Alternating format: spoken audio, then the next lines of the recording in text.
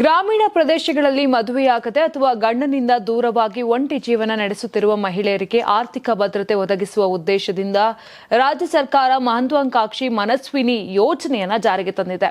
ಈ ಯೋಜನೆಯ ಪ್ರಮುಖ ಲಾಭವೆಂದರೆ ಅರ್ಹ ಮಹಿಳಾ ಫಲಾನುಭವಿಗಳಿಗೆ ಪ್ರತಿ ತಿಂಗಳು 800 ರೂಪಾಯಿ ಪಿಂಚಣಿಯನ್ನು ಸರ್ಕಾರ ನೇರವಾಗಿ ಅವರ ಬ್ಯಾಂಕ್ ಖಾತೆಗೆ ಜಮಾ ಮಾಡುತ್ತದೆ.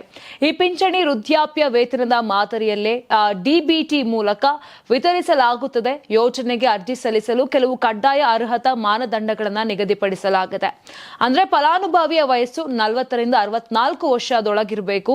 65 ವರ್ಷ ಪೂರ್ಣಗೊಂಡ ಬಳಿಕ ಫಲಾನುಭವಿಯನ್ನ ವೃದ್ಧಾಪ್ಯ ವೇತನ ಯೋಜನೆಗೆ ವರ್ಗಾವಣೆ ಮಾಡಲಾಗುತ್ತದೆ.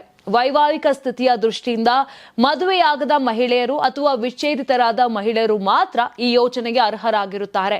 ಜೊತೆಗೆ ಕಡ್ಡಾಯವಾಗಿ ಬಿಪಿಎಲ್ ರೇಷನ್ ಕಾರ್ಡ್ ಹೊಂದಿರಬೇಕು. ವಾರ್ಷಿಕ ಆದಾಯ ಗ್ರಾಮೀಣ ಹಾಗೂ ನಗರ ಪ್ರದೇಶಗಳಲ್ಲಿ 32,000ಕ್ಕಿಂತ ಕಡಿಮೆ ಇರಬೇಕು.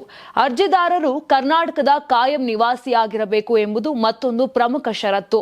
ಈ ಯೋಜನೆಯ ವ್ಯಾಪ್ತಿಗೆ ಈಗಾಗಲೇ ವಿಧವಾ ವೇತನ, ಅಂಗವಿಕಲ ವೇತನ ಅಥವಾ ಸಂಧ್ಯಾ ಸುರಕ್ಷಾ ಯೋಜನೆಯಡಿ ಪಿಂಚಣಿ ಪಡೆಯುತ್ತಿರುವವರು ಒಳಪಡೋದಿಲ್ಲ. ಹಾಗೆಯೇ ಫಲಾನುಭವಿ ಮದುವೆಯಾಗಿದ್ರೆ ಅಥವಾ ಮರು ಮದುವೆಯಾದರೆ ಪಿಂಚಣಿ ಸೌಲಭ್ಯವನ್ನ ರದ್ದುಗೊಳಿಸಲಾಗುತ್ತದೆ.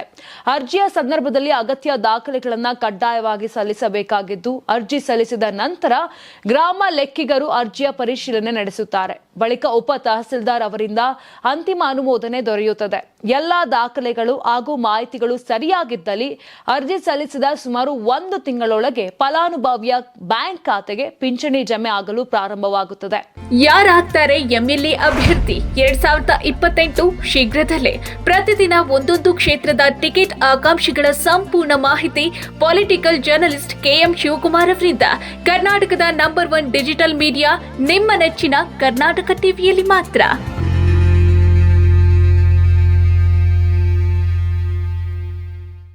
ನೀವು ಸಣ್ಣ ಆಗ್ಬೇಕಲ್ವಾ? ಅದು ಒಂದು ಉತ್ತಮ ಆಹಾರದಿಂದ ಸಣ್ಣ ಆಗ್ಬೇಕಲ್ವಾ? ಪ್ರತಿದಿನ ನಮ್ಮ ಜೀನಿ ಸ್ಲಿಮ್ ನ ಯೂಸ್ ಮಾಡಿ ಯಾವುದೇ ಸೈಡ್ ಎಫೆಕ್ಟ್ ಇಲ್ದಂಗೆ ನೀವು ಸಣ್ಣ ಆಗ್ತೀರಾ.